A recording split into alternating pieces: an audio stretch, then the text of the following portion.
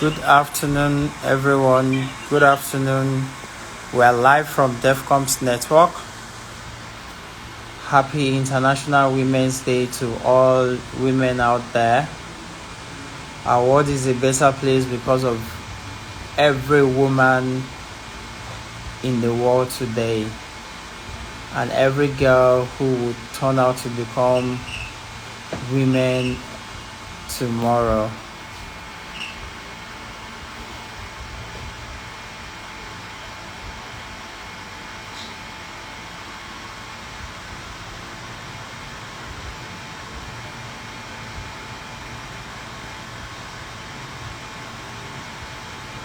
So today we are going to be having an Instagram live chat with the Executive Secretary of the Youth Empowerment Foundation, and she's going to be talking about, we're looking at family planning, putting women and young girls in the lead post-COVID-19.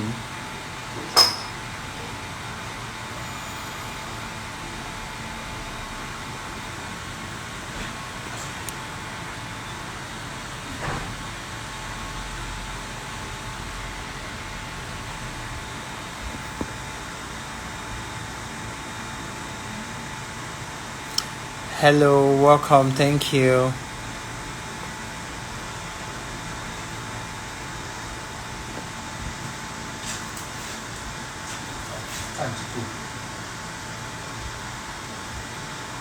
Yeah, this is Devcoms network.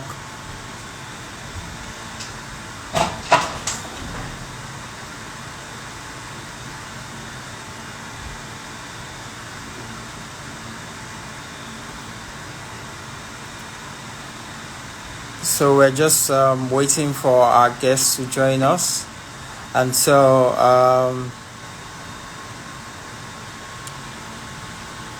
maybe we can have some level of discussion. How is the International Women's Day celebration wherever you are? If you'd like to say something, just request to be part of this video, and you share your experience based on what is happening wherever you are.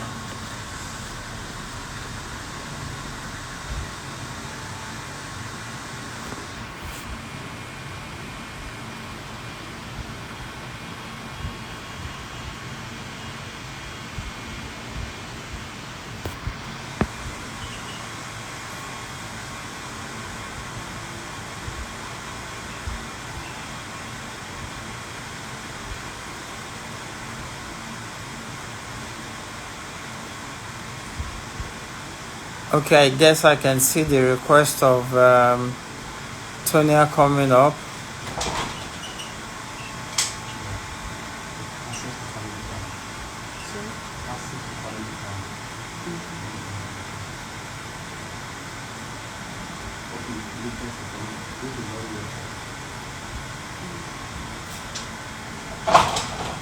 Thank you, Bala Kolapo. Thank you for joining us. Good afternoon.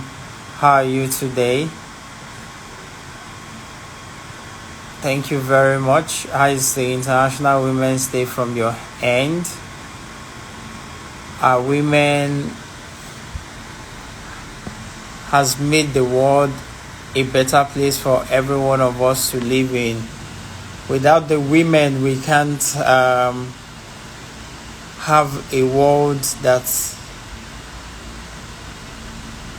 is free of oppression. They have a lot of importance as far as the society is concerned. Women help to shape our world. They help to shape our society. In fact, it is said that women actually rules the men that rules the world.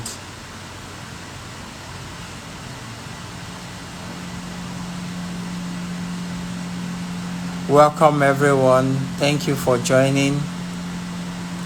We'll soon kickstart very soon. This is Devcoms Network. And we're saying happy International Women's Day to all the women out there.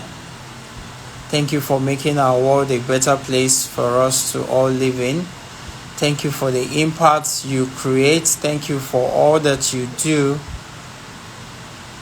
to ensure that we have a world of peace.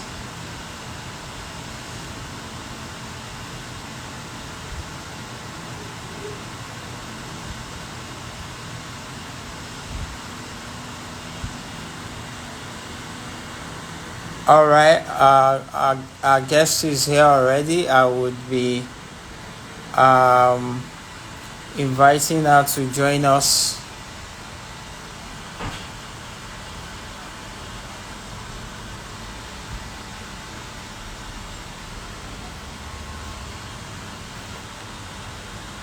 Welcome, Mrs. Iwalola AkinJimoh. Our guest today is the Executive Secretary of the Youth Empowerment Foundation, an NGO that has touched the life of so many girls. In fact, they have a Go project that is dedicated to the girls being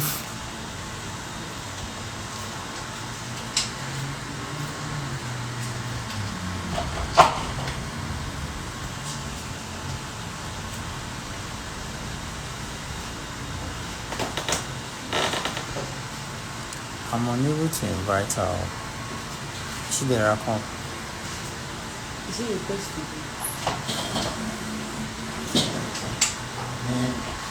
I'm unable to invite her to join. Are you checking it? Check her settings.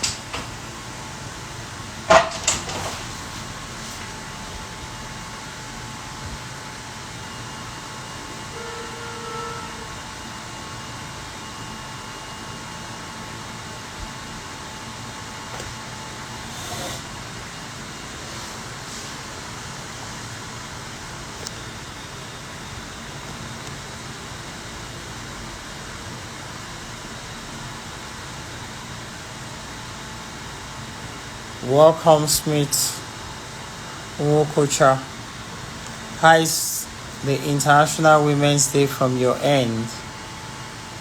Thank you for joining us this afternoon. This is Devcoms Network. All right, ladies and gentlemen, we're just trying to connect with our guests. So you can please drop messages on the chat box. Just tell us how the International Women's Day is being celebrated wherever you are. What exactly is happening within your environment?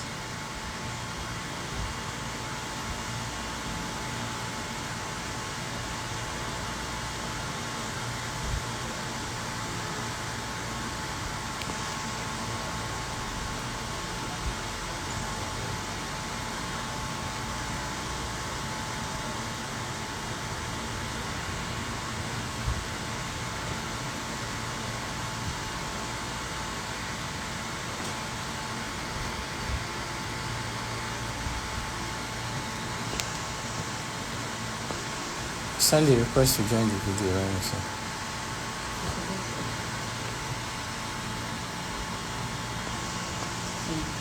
Okay, you can. So, and tell her to send a request.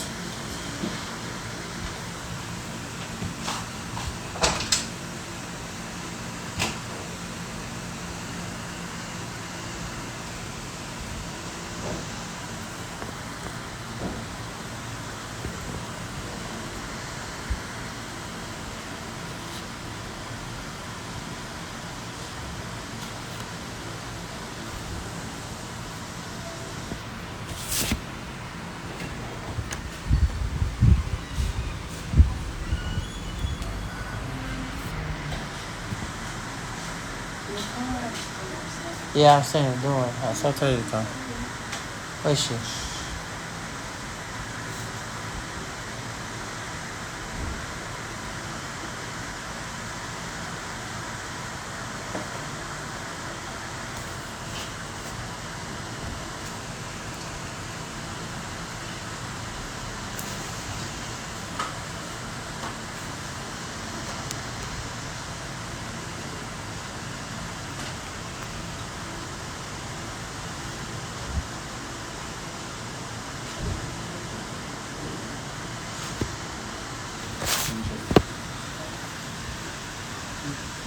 putting family first, putting women and girls in the lead post-COVID-19. It is 2021 International Women's Day.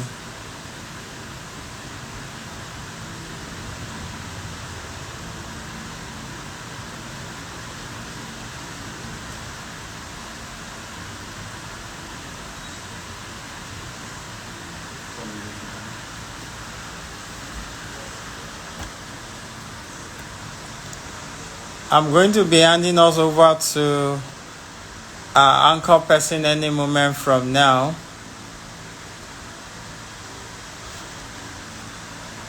But just before then, can you share with us how the International Women's Day is being celebrated wherever you are? You can either send a message on the chat box, or you join request for to be on the video so we can see your face and you share with us.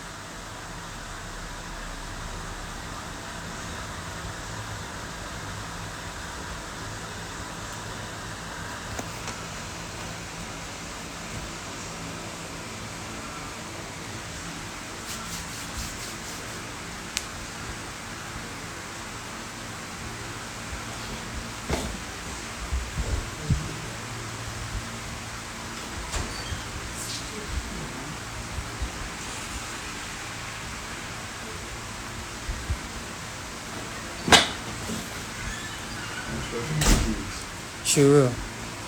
All right.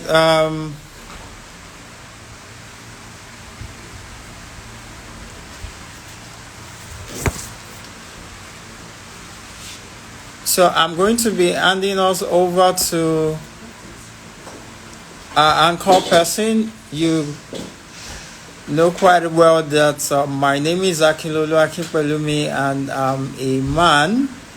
And because it's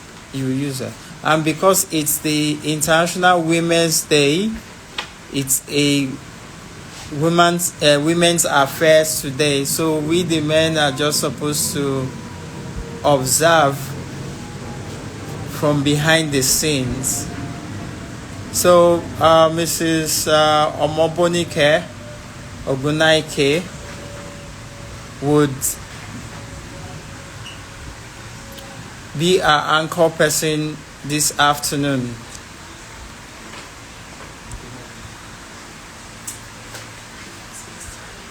Mrs. Omobonike Adebayo.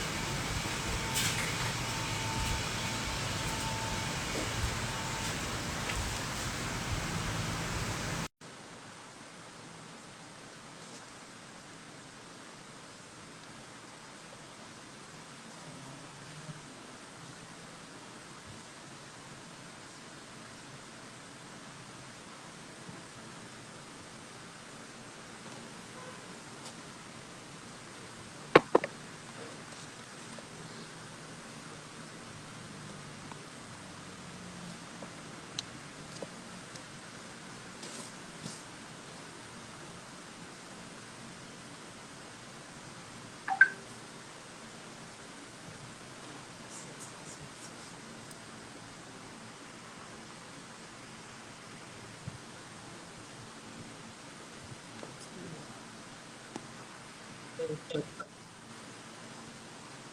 can hear you, I'm sorry.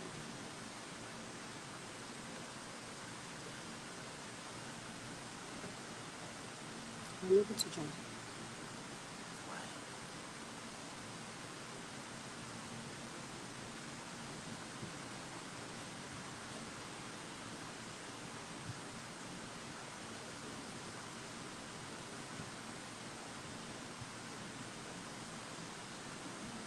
Oh,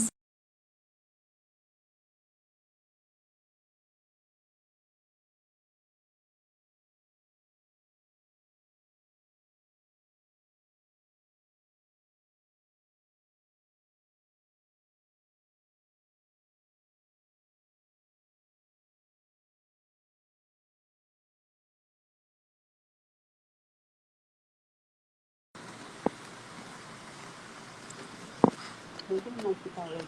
Yes. You could prepare 30. You could prepare 30.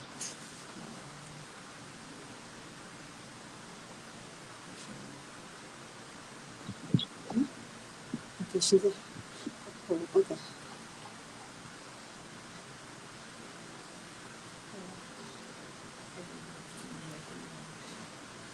okay. Hello, good afternoon, everyone.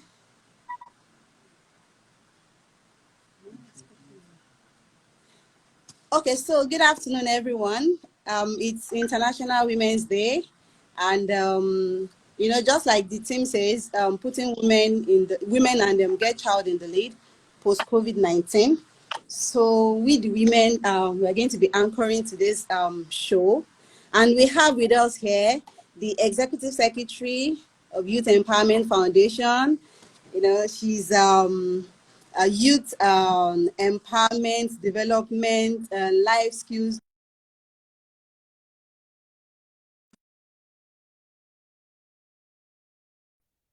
Okay, a sweet 16 who has done herself well, even in this line. She's someone I envy a lot, and she's my mentor as well. I look up to her. So she's going to be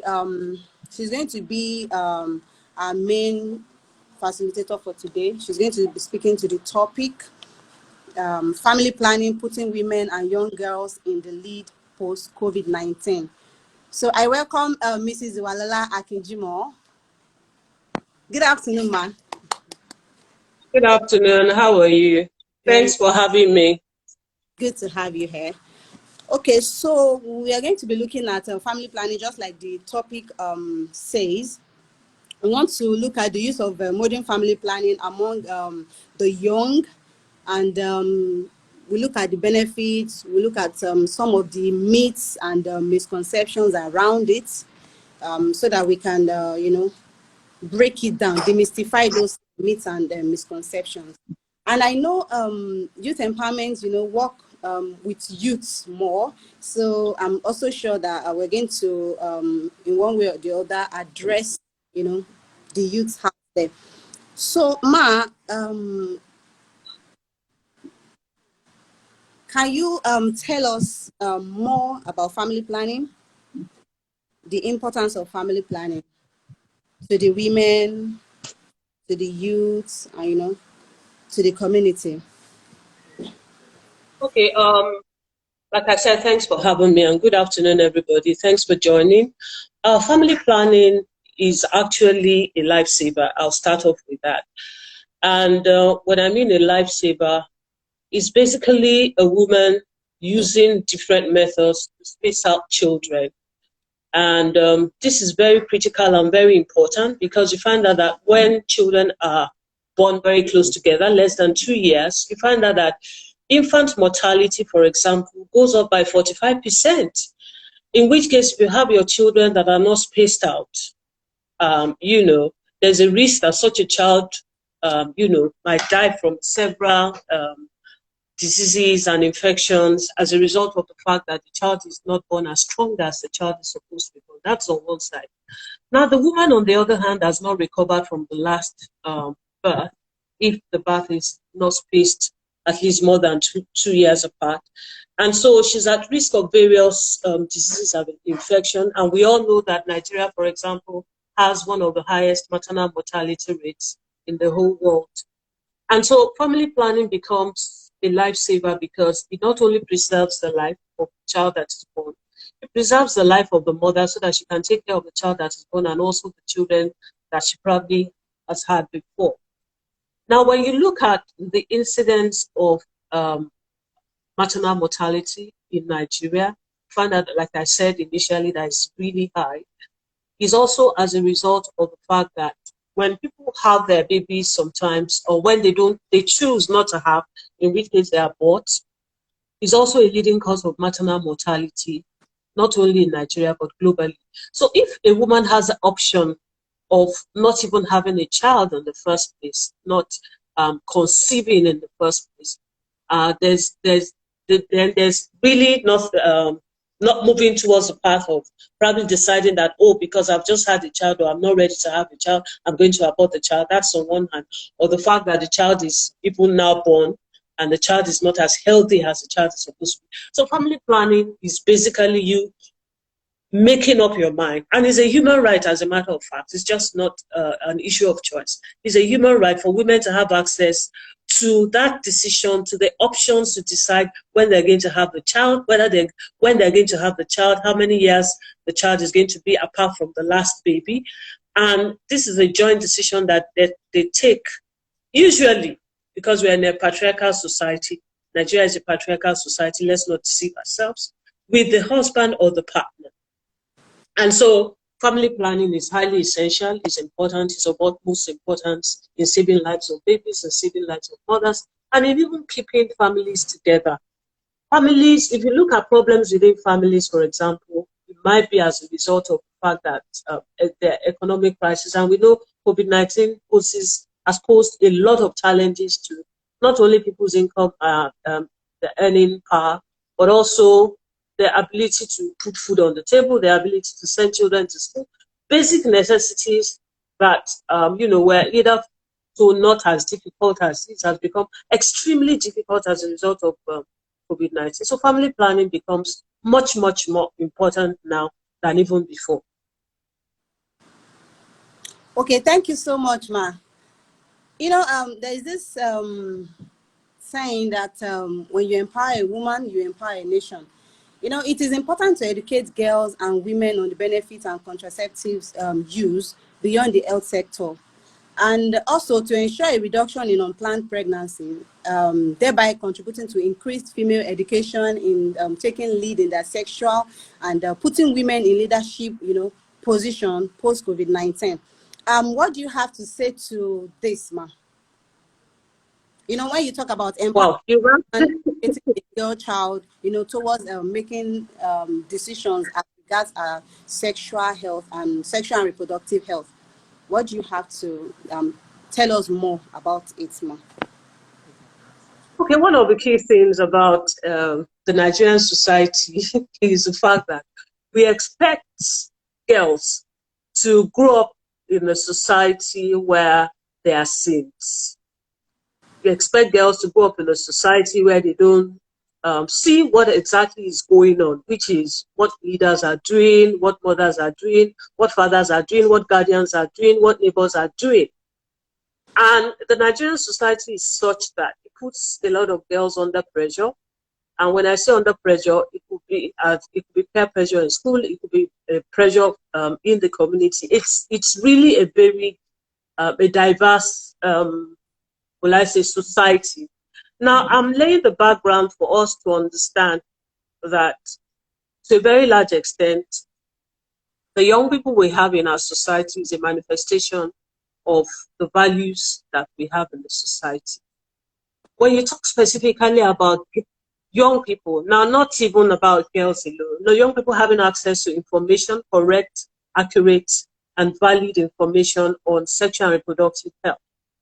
If you don't provide such information to the child in a safe environment, and when I say safe environment, not just at home, because home is perhaps the best and most, let me say, conducive environment in which you can talk to a child about sexual and reproductive health. The child is going to pick such information if it's not provided in the home from so many other, sources. Social media is just one of them. Friends is one of them. Adults who have their own hidden agenda will probably be one of them, and so many other things. So if you deny a child such information, the child will get it anyway, wherever and whenever. And so when a child, and we all know the access that young people have to social media now.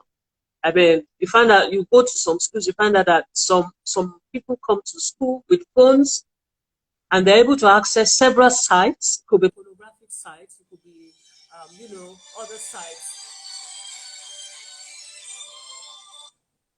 And they access tons and tons of information. So it's important to provide this information in a way that is needed, in a way that is safe. We know that a lot of governments expect that in schools, what you're going to provide is abstinence-only education. But then are these children living in a society where abstinence-only education is what will enable them grow normally, or what will enable them develop appropriately? They're growing up in homes where, let's say, for example, it's a one-bedroom apartment and they're staying with their parents and they see so many things that are going on. And you've not really spoken to them about several things about family planning and so on and so forth, or abstinence as it is. Now, not that I'm justifying or talking about the fact that children should be introduced to sex early. What I'm saying is that we're in a society where the more safe information and accurate information a child gets, the better. Talking to children about sexual and reproductive health, research has shown that it actually enables them to take informed decisions to delay having sex. Coupled with the fact that they're growing up in a society where values have been completely eroded, people are having extramarital affairs, people are getting involved in so many other behaviors. There's a lot of abuse in the society. COVID-19 has put families right in front of each other. So there's a lot of violence. All these are things that, should speak to us as parents or as mothers, as fathers, that we need to engage with these children. And the sooner we engage with them, the better, so that they develop in a positive and vibrant way and be in a position to contribute to community development. What we have seen thus far in Youth Empowerment Foundation, in our programs, particularly with girls, is that a lot of girls who are even in secondary school don't even know anything about menstruation. You ask a child about what menstruation is, and the child will tell you that it's bleeding from a wound. And this child is already 10, this child is already 11. We probably will start having, we probably will reach menarche or has even reached menarche. And yet they don't know anything about simple menstruation. You tell a child not to play with boys, you don't break it down, you don't give, full details. And I must say that not providing accurate information in itself is child abuse. Because that child is going to learn from somewhere that, like I mentioned before, that is not safe. So these are key things that we need to start thinking about. Abstinence-only education is not working.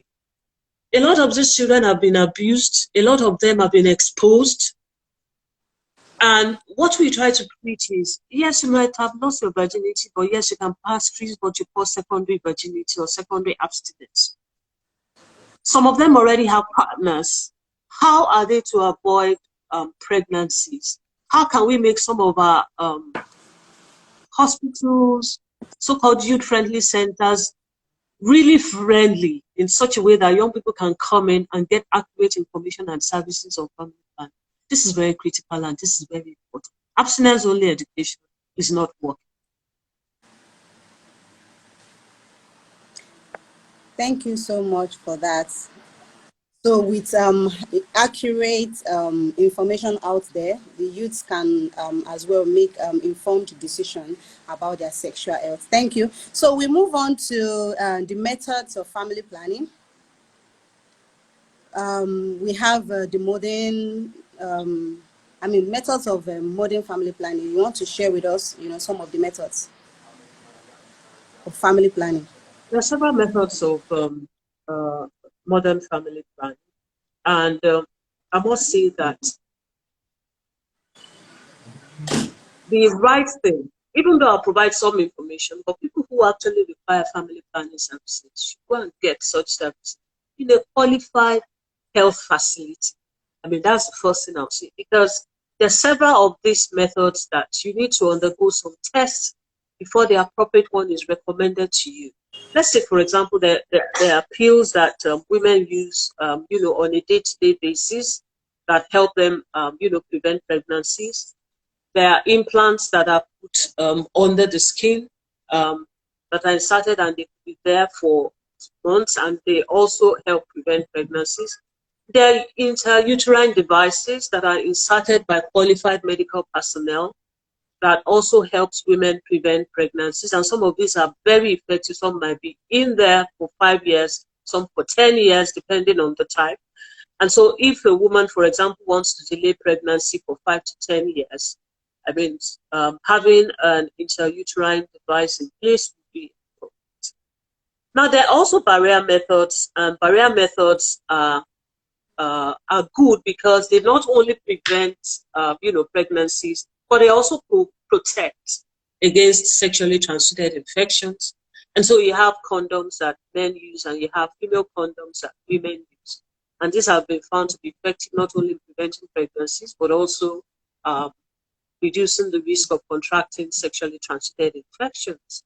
There are several methods that can be used, but there are also some other ones that are not, that do not entail the use of barrier methods or pills or implants or intrauterine device, where people use their calendars to check when they're fertile and when they're not, and during their fertile periods, they avoid pregnancies. But the bottom line is these have very high failure rates.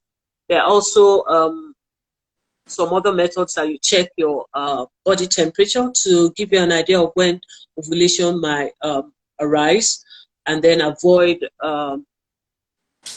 sexual intercourse around the period of ovulation. I must say that these are not as effective as some of the ones I listed earlier. And it's important that when women have a regular periods, they have a regular menstrual cycle, it becomes extremely difficult to use calendar methods to try and plan when you're going to have sexual intercourse as a case. So there are several methods out there, but as mentioned initially, if you want to have a very, very effective family planning method, then you go to a health post, a health facility where such a service is provided. And you have both public facilities and private facilities where you can benefit from effective family planning services. Thank you so much, Ma, for emphasizing on the importance of going to access family planning from healthcare providers in a health facility, and not just doing it from the quacks. Also, while talking about the methods, you said you mentioned the female condom, as male condom and female condom. That's actually is not a popular one, that I've heard of. That's a new one for me. We hear of condoms, but we don't really hear much discussion around the female condom. Okay, so Ma, we'll be moving on to the myths around family planning.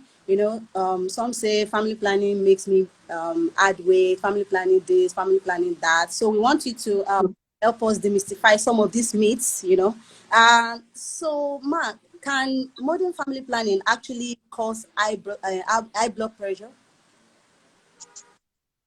Now, one of the things that is important to note is that if you have high blood pressure, you might not be eligible for certain methods of contraception.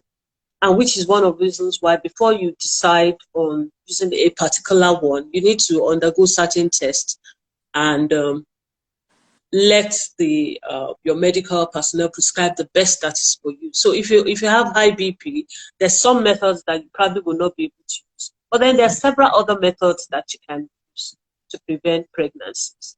So it's not the family planning method or the contraceptive in itself that causes BP. Or if you have an existing medical condition like blood pressure, then there's certain methods that you cannot use. So it's not contraceptive that's causing blood pressure. That's on one hand. On the other hand, is the fact that if you're placed on certain medication, and there's several medications that people are placed on, it could be antibiotics, it could be something for cholesterol, whatever it is. If you're placed on a medication and you want to start using the family planning method, it's critical for your physician, your doctor, to, or whether when you go to a facility that is not where your physician is, it's important for you to let them know that, oh, I'm on this particular medication. And so they will know that, okay, if you're on this particular medication, there's certain contraceptives that you can use and there's some that you cannot use, which all boils down to the fact that before you start using any method, it's not a case of, Mama Lagbada is using this pill, it is yellow in color. That means I too, I can go into the chemist and go and buy the same pill and then I'll start using it. No, that's not the idea. The idea is walk into a facility, let them to take your history, let them know what is happening to you, let them know why you want to do family plan, and they'll recommend the best method. Thank you. Also, there's another myth that family. Okay, they said IUD moves from the locations where it is being inserted. Is it possible? The intra is Now, from the part, from now, other. if the IUD is inserted by a qualified medical person, there's no way it's going to move from where it is placed into the mouth or the stomach as it is. When I hear some of these myths and misconceptions, I just laugh. It boils down to the fact that you need to go to a facility where they're going to do the best for you, and that should be your option, and not just stay in your house and decide that, oh, this is what I want to do. So there's nothing like implants or IUD moving from one part of the body to the other. No. Go to a qualified medical personnel, let them insert it for you. After they have done a thorough history and they're able to recommend the best for you. So that's the bottom line. Okay, thank you, Ma.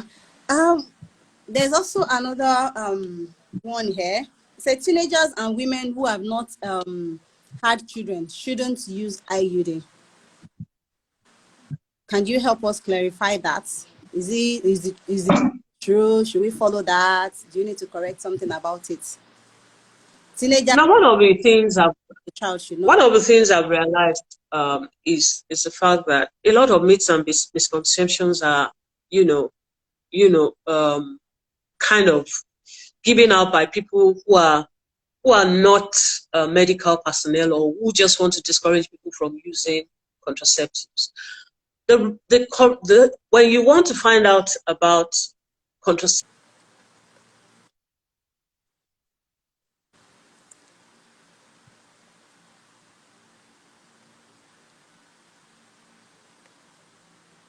the network is loading.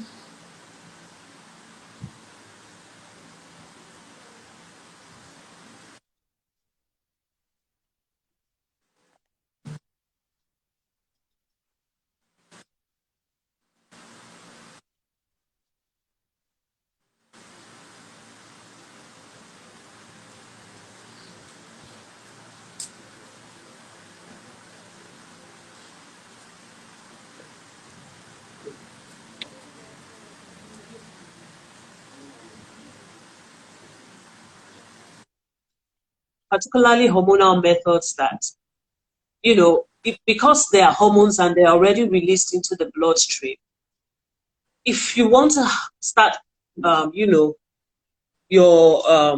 you want to start having babies, you might need to remove it, and then probably your hormonal levels will return back to normal in another 2 to 3 months. But the moment you remove, you stop using a contraceptive, most times within a month, you are able to conceive. And that is one of the reasons why when a woman misses her pill, she might just get pregnant. And we've seen so many cases of women who just miss a day or two, and then before they know it, they're already pregnant.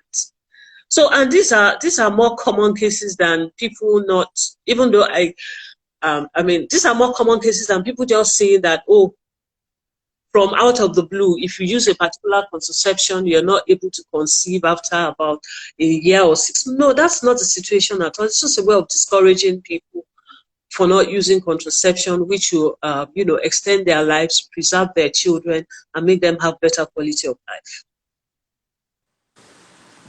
Thank you, Ma. Ma, is it true that family planning causes permanent undesired effects? Sorry, Amabonika, there's a comment I see here from Remy Fagbele. It says, IUD failed me. I did it at Planned Parenthood clinic. The scan said IUD correctly placed, and there's presence of embryo. Now, my comment to this, Remy is, even though we'll probably not be able to engage extensively, but the fact that when was the IUD placed? Was it before the embryo was there or not? Where was it placed? It said Planned Parenthood clinic. So I'm guessing this is a facility that is designated for providing family planning services. And you have, how will I say, you have personnel that are qualified to place this IUD in place. And yet it failed. I think it's important to know when this was inserted, because what the IUD does, what it does, there are different types. Like I said, there's a copper one, which kind of demobilizes sperm. There's another one that has some chemicals, which what it does is, thickens the cervical mucus in such a way that sperm is not able to. Now, one of the things I've seen about some of this, okay, so Remy said it was 9 months after insertion. Now, if you look at failure rates and success rates for some of this family planning, you find out that sometimes it's not as if they're 100% prevention. I would have loved to jump inside one of the research works I have there, which talks about the fact that IUD is not 100%. So maybe you are the exception. Because if it's 9 months after insertion, that means, and then it has not moved. I don't know, immediately after insertion, I know you're supposed to go back and check to ensure that it's in the position. Now, what you've told and responded online is the fact that it was checked and it was in place, and yet there was a presence of embryo. So you might be just one of the few, in which case the IUD had failed or the IUD had moved. That is what I'll say to Remy. But that doesn't mean that this will happen to all women. No, that doesn't mean it will happen to all women. No. And so it's important for us to note that there's not a single family planning except for sterilization. That is complete cutting or tying of the tubes, whether it is in the male or the female, that is almost 100% certain that there will be no conception at all. None of the family planning methods will give you 100% except. So, Mobonika, you were asking a question. Just to respond to Remy, Fagbele. Okay. And thanks for that, Remy. I appreciate this, so that, it's important for us to hit it on the head that none of the method is 100% safe, except for sterilization, in which case there's cutting of tubes in the female and cutting of tubes for the male. And as a matter of fact, when these procedures are done, it's not as if it's effective almost immediately, but it takes time. Because for them to be effective, just to reiterate some of this. Okay, I'm going to get back to your question. Okay, thank you very much, ma'am. Okay, I was asking. I said some of the methods. They said it has a permanent undesired effect. Some of the family planning methods have permanent undesired effect. So I asked if you could actually demystify that. There's one of the method that has, there's no method that has permanent undesired effect if you have done the right thing to start. And I keep emphasizing this going to a health facility to ensure that it is done. Because there's no illness that you would get as a result of using contraception if there's no existing health condition. There's no infection. Yes, there's no infection that you will get as a result of using contraception if you have done all the requisite tests and checks before you decide on the one that is appropriate for you. And that is just the truth. So there's nothing like permanent. yeah, there's some, I mean, I'm not saying completely that they're not one or two sides. I mean, people have complained about different things. For example, look at what Benny just shared with us. But the fact that some people have complained that when they insert IUD, maybe their periods are heavier. But you find out that maybe it's like a few months after or something, but then everything goes back to normal.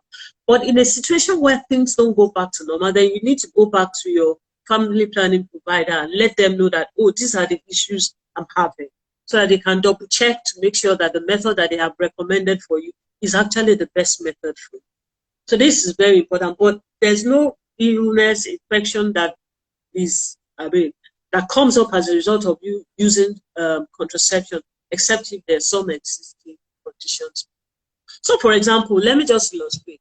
I remember many years ago when in a particular clinic they wanted to recommend a family planning method to a lady who has just delivered, and she was asked the question that, okay, so are you married? And she said no. Okay, so do you have just one partner?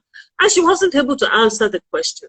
And the truth of the matter is that for some family plan, particularly IUD, it's important. They will even check to make sure that there are no existing sexually transmitted infection. These are things that should be done, because IUD, it's better recommended for people who have just one partner. Because if you have multiple partners, then IUD might not be the correct method for you. And so they refused to give this particular lady IUD because she wasn't really able to tell them specifically if she has just one partner or two partners. So which is one of the reasons why it's important for us, if we go to a family planning provider, to let them know. I mean, doctors are people you should tell the truth about yourself and your way of life, so that they're able to help you. I mean, you shouldn't hide your sexual behavior or whatever condition in which you find yourself from your medical provider as much as possible. So that's just like an example. So it's important for you to be upfront about your way of life and whatever existing conditions you have, so that you get the best method that is best for you at that point in time. Thank you. Oh, thank you so much, Ma. So does it help to use 2 condoms at a time? Does it prevent breakage? Does it prevent pregnancy? Does it also prevent, sexually transmitted infection using 2 condoms at a time? Okay, let me start off by saying that the reason why most people use 2 condoms at a time is so that in case there's a breakage, they are double covered. Now, I want to explain that there are several reasons why condoms break, and it's important for us to know that. First and foremost, the fact that maybe the condom is old, in which case probably it has expired. So when you buy your condom, it's important to check the expiry date to make sure it has not expired. Now, the way a condom is stored can also lead to breakage, in which case, for example, if you keep your condom in a wallet or at your back pocket, or the condom is exposed to sun in the malar's jaw, wherever it is, then the tendency that it will break is there. So if you're able to control these 2 conditions and you have a good condom, there's no reason why you should wear 2 condoms. And I must also say that the condom is manufactured to be worn directly on skin. And so if you wear a condom and you wear another condom on top of it, the one on top is already compromised and the one under is compromised, because the condom is made from fabric and it's supposed to be worn directly. So there's no guarantee that wearing 2 condoms will not lead to breakage, or wearing 2 condoms is more effective. No, 1 condom for one intercourse. That is what it is. Then I also must say that condoms can also break if you've used it before and you now want to use it again. So condoms are meant to be used just once. And even if a man wears a condom and loses his erection, he should remove that and put on another one. That's the right thing to do, so as not to lead to breakage or tearing, as the case may be. Okay, thank you. You know, looking at it from the angle of leadership now, you know, and I believe women need to take deliberate steps in order to be in that position, you know, that they wish or aim to be. You don't need to wait for things to be dropped on your lap,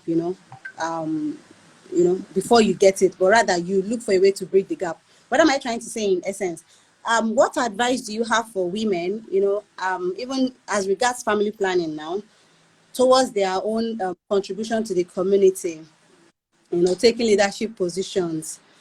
You mentioned from the beginning, you said there's a need for the woman to use family planning because it has advantages of the woman, contributing to the economic development as well as to the home. So what advice do you have for women, in the use of family planning so that they can contribute, to economic development, to the community development, general advice to women as regards family planning use? You know, it's so interesting that my father told me that a woman is not born for motherhood alone. And so, as a woman, your role in the society is huge. Your role in the society is very, very important. So you're not just a production factory for children. You have what to contribute to the development of your community. And so if you choose to get married and you choose to have children, because it's a choice, you might choose to get married and choose not to have children. You might choose not to marry at all. So if you choose to get married and you choose to have children, then it's important for you to know that you need to space your children out so that you enjoy a better quality of life and you have a better quality of not just life, I mean, a better family life too at the same time. If you have children that are not spaced, that are not well spaced out, like I said initially, you compromise the health of the baby that is born, and you compromise your own health at the same time. And so we know that a man takes part in the conception of a child, but then the person that carries that baby for 9 months is a woman. And so based on that fact, the fact that the baby, you are the incubator, so to speak, you need to take care of yourself. You need to take care of yourself so that you can take care of your family, or you can take care of your husband, you can take care of your children. And a woman has several parts. You're a sister, you're an auntie, you're a mother, you're a wife. You might be a CEO and several other things. You might have your own business. And so it's important for you to take up that mantle. And when I say mantle, the mantle of taking care of your body and taking care of yourself. And I think when you're in a relationship that is such a relationship that respects you as a woman, then the decision on when to have a child is your decision and that of your partner. And the reason why I want to lay emphasis on this is because a lot of women just die for nothing. They die because they don't take up that responsibility that they're accountable for their own health and their own survival. And so if you have a man that wants you to have a baby every year, then you have to be able to either know that this is not the life you're cut out for, or the fact that you sit down and we talk and we do and whatever it is you need to do to save yourself. And this is of utmost importance. The first responsibility, or the first person that is responsible for our health, is God. The next person is you as a woman. And so if you pass on that responsibility to somebody else and you don't take full responsibility of your own health, that's your own business and it's a choice you have decided to make. And so good luck to you. And that's just the truth. We have to tell each other the truth about this. So it's important. I know this might not be the situation in some parts of the country, but the truth of the matter is a woman is the incubator, a woman is the person that is responsible for the overall health of the family. So if you remove a woman from the family and leave just children and husband as a case, then there's no functional family. And that's just the truth. So women, rise up to the challenge. Take up the mantle of leadership when it comes to improving your own quality of life. And because it's only when the quality of life of woman is improved that the quality of life of the entire family is improved. Take out a woman in a nation. What is remaining? No, take out the woman from a nation. And that is what we're talking about. Take out the woman from a home. And that is what we're talking about. And so it's important for us to realize this, and the very important role that God has given us as women, and very important roles that we have to play in the society. As said before, when you look at so many countries that are doing excellently well in terms of development, their women are not, what will I say, they're not bench warmers. They're not people who are sitting on the fence. They're people who are taking on the mantle of leadership. They're people who are heading businesses. They're people who are heading corporate organizations. They're politicians who are able to stand up in the society and speak.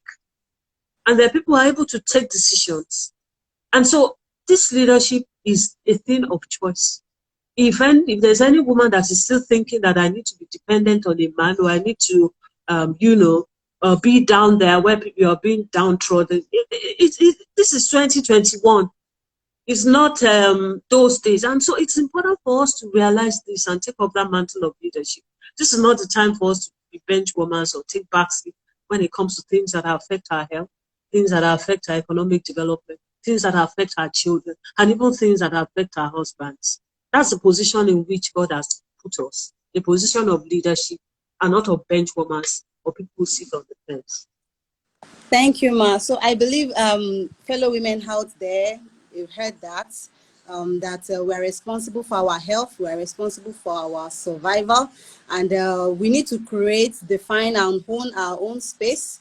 We do not need to wait for everything to be dropped on our laps. We need to take deliberate, intentional steps, such as going for family planning after you've had even the first child. You don't need to wait until you've had the number of children you wanted to have. After your first child, you go for a family planning so that it will allow enough rest before the second one. And if you know that you've had enough, the number you want to have, you go for that long-active reversible method, just in case you change your mind later. Long-active reversible method to allow you contribute to the family, to the community, and even to the society at large. So that is for the advice is for the women. I also want you to, speak to the government, considering the fact that we still have unmet needs. COVID-19 disrupted some things. During the lockdown, we heard of difficulties in accessing family planning. Facilities were shorted, they could not go to some of the said facilities to access family planning. So we have this gap in unmet needs. What do you have to say, to the government in addressing some of the unmet needs? We know there's the need for adequate funding. There's the need for the release of the same, funding that had been, the budgets, rather, adequate budgets for family planning consumables. So what do you have to say to the government, to ensure that the gap in the unmet needs for family planning is closed or is reduced? Okay, the key thing, one of the things that I feel, there's several roles that government should play. As I've mentioned it before, abstinence-only education is not, and it's important for government to recognize this. And we have women who are also in corridors of power in government. Let's not be hypocrites. Let's take the bull by the horns and let people know that it's important to have family planning access, particularly for women, who have a need for it. Now, I believe governments are trying their best. Well, not all governments, but some governments are trying their best in terms of making sure that family planning services are out there and that they're accessible to people as much as possible, to families, right down to the grassroots. I think it's important for government to recognize the fact that we need to do more here. It's not, when you're talking about unmet need, depending on the part of the country that we're talking about, it could be as high as 60 or even 70%. How many women are actually using modern family planning methods? Those are some of the things. As long as we continue to have very high maternal mortality rates, we know that we have a problem, a huge one, a very big one. And so it's important for governments to invest more in health, And we're saying that as a result of COVID-19, people were not able to access family planning. They were not even able to eat.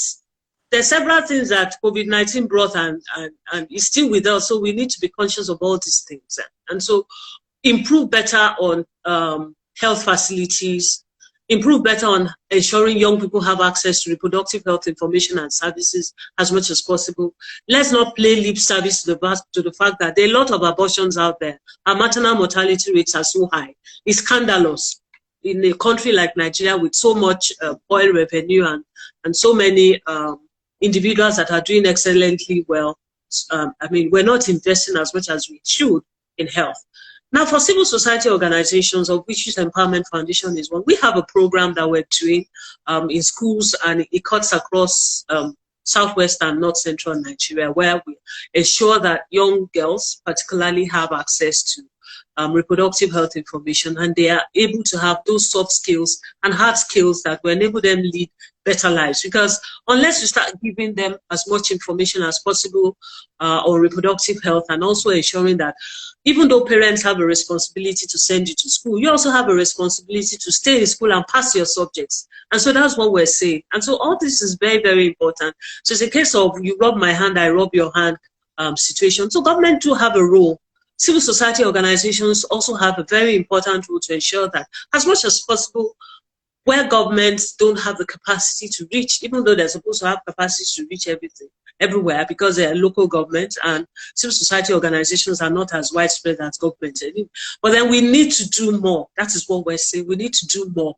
We need to do more to ensure that, you know, young girls, young boys, you know, have access to reproductive health information. They have access to the services.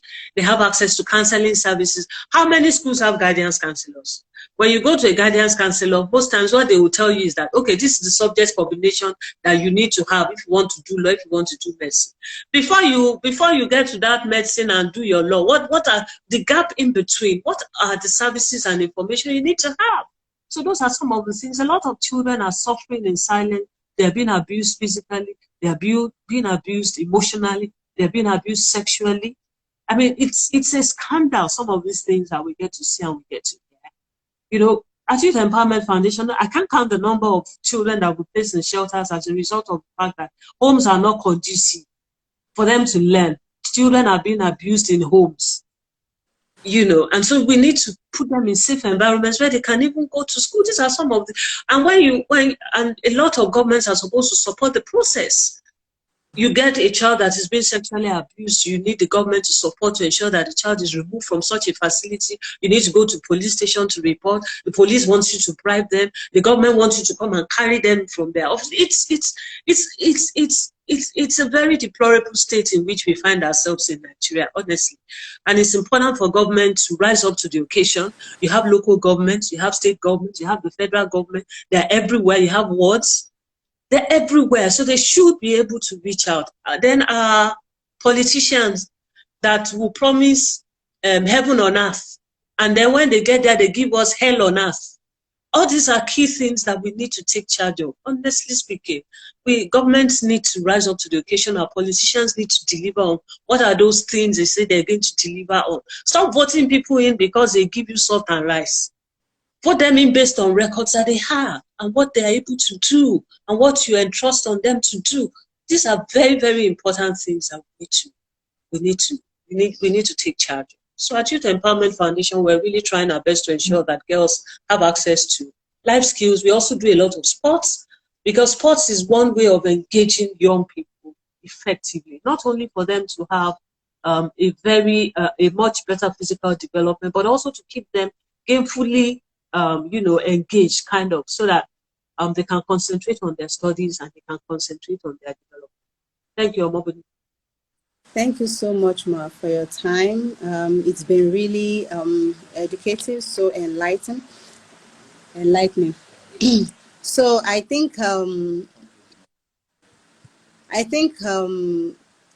those who joined us have learned one thing or the other, even from your presentation, Ma. Ma, in wrapping, in conclusion, what do you have to say? You know, still celebrating International Women's Day. In conclusion, wrap up, Ma. Okay. Well, there's so much to say, but I think one of the things I want to leave women with is the fact that this is the time to take up the mantle of leadership.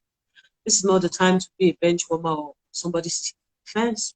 In your home, take charge of what is happening. Listen to your children, ensure that they have access to the information and services they need to go into better individuals. And don't spare them in terms of spoiling them. No, this is not the time. They're growing up in a society that is so perverse. They're growing up in a society that is highly unsupportive. They're growing up in a society that is really corrupt. And it's important for you as a mother or as a sister to ensure that you're there for them. Don't be too busy to listen to them. Don't be too busy to check their notes. Don't be too busy to check their phones.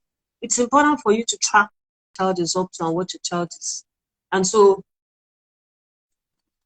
it's important for you, even as a woman, whether you're not, whether as a woman or as a lady or as a girl, respect yourself, because it's only when you respect yourself that others will respect you.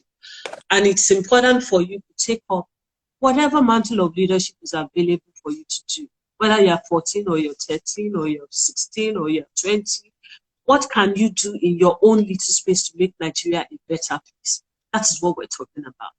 This is not the time to start waiting for government, it's not the time to start waiting for churches, it's not the time to start waiting for mosques to make our lives better. We can make our own lives better. And the only way that this can happen is for us in our own little space, in our own little corner, to do something good today that will make Nigeria a better place. So this International Women's Day, I challenge all women to take up that mantle of leadership wherever you are in your own little space. Make your space a conducive environment that will enable people thrive, that will enable people grow, that will enable people contribute their own quota to the development of the society. It's only when we have that mindset that we have a role and responsibility to Nigeria as a country, that the country can move forward. Thank you so much for your time. Thank you for allowing us to tap from your wealth of knowledge. And we do appreciate you. Huh? And this is where we bring the program to a close. Thank you, ma. You're welcome. Bye.